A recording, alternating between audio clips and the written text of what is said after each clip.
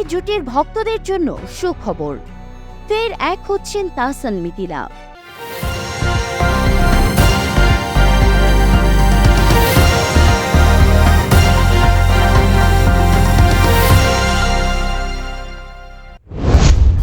মারা গেছেন কণ্ঠশিল্পী মতিউর রহমান হাসান, যিনি শ্রোতা মহলে পাগল হাসান নামেই জনপ্রিয়।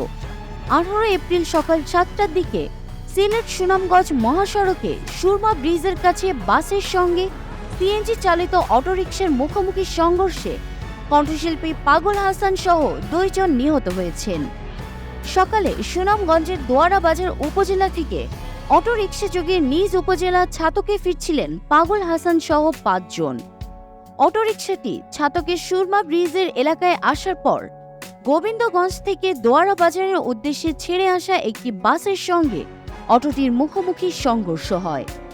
এতে পাগল হাসান সহ অটোরিকশার 2 যাত্রী ঘটনাস্থলেই নিহত হন। পাগল হাসানের একাধিক শ্রোতাপ্রিয় গান রয়েছে। এর মধ্যে আসমানে যায় ওনারে বন্ধু, জীবন খাতা, আমি জয়লা মরি উল্লেখযোগ্য। সংবাদ মাধ্যমের বরাতে জানা যায়, একটি গানের অনুষ্ঠান শেষ করে সুনামগঞ্জ ফিরছিলেন পাগল হাসান। পথিমধ্যে সড়ক দুর্ঘটনায় তার মৃত্যু হয়। 2 বাংলার জনপ্রিয় অভিনেত্রী জয়া আহসান। সম্প্রতি কোক স্টুডিও বাংলার 3য় সিজনের প্রথম গানে শোনা গেল তার কণ্ঠ। 13 এপ্রিল কোক স্টুডিও বাংলার ইউটিউব চ্যানেলে প্রকাশ পেয়েছে গানটি। কোক স্টুডিও বাংলার মিউজিক কিউরেটর হিসেবে আছেন শায়ান চৌধুরী অর্ণব। জয়া আহসানকে নিয়ে অর্ণব লেখেন, জয়া আহসান বন্ধু মানুষ, দেশ বিদেশে সব অনুষ্ঠানে জামদানি শাড়ি পরে তার কদর বাড়ায়। সঙ্গে করে নিলাম তাকেও। অভিনয়ের পাশাপাশি ও যে ভালো গান করে সেটা হয়তো সবাই জানে না। গানের জগতে প্রবেশ করা জয়া আহসান বলেছেন, আমি নিজের শাড়ি খুব ভালোবাসি।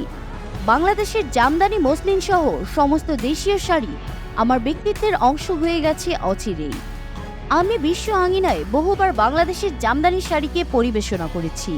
শাড়ির প্রতি সেই ভালোবাসা আর অর্ণবের আন্তরিক অনুরোধ থেকেই এই গানের সঙ্গে আমার যুক্ত হওয়া। দুর্দান্ত একটি টিমের সঙ্গে কাজ করার অভিজ্ঞতা হলো। যারা গান পছন্দ করেন, শাড়ি এবং তার সঙ্গে জড়িয়ে থাকা ঐতিহ্যকে সম্মান করেন, আমি নিশ্চিত এই গান তাদের ভালো লাগবে। দেশের পারফেক্ট কাপল ডাকা হতো প্রাক্তন তারকা জুটি তাহসান খান ও রাফিয়াদ রশিদ মিথিলাকে।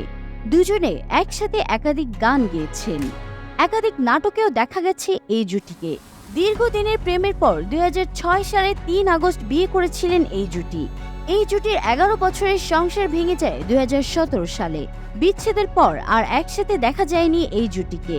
তবে এই জুটির ভক্তদের জন্য সুখবর, ফের এক হচ্ছেন তাহসান মিথিলা। একটি ওয়েব সিরিজে অভিনয় করছেন এই জুটি। 7 পর্বের এই ওয়েব সিরিজটির নাম বাচি। এটি নির্মাণ করেছেন মাটির প্রজার দেশ খ্যাত নির্মাতা আরিফুর রহমান। তবে এসব নিয়ে নির্মাতা ও অভিনয় শিল্পী কেউই মুখ খোলেননি।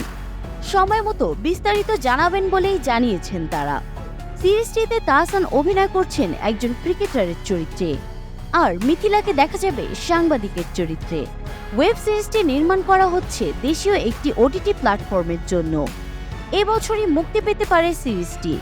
2019 সালের শেষের দিকে মিথিলা পশ্চিমবঙ্গের জনপ্রিয় পরিচালক সৃজিত মুখার্জিকে বিয়ে করে সংসার করছেন কলকাতায়। অন্যদিকে তাহসান বিয়ে না করলেও ব্যস্ত আছেন তার গান ও অভিনয় নিয়ে। অবশ্য তাহসান এবং মিথিলার একমাত্র মেয়ে আয়রা তেহরিম খানকে নিয়ে দুজনের বন্ধুত্ব এখনো অটুট। বিচ্ছেদের পরেও পারস্পরিক শ্রদ্ধাবোধের জন্য তারা প্রশংসিত।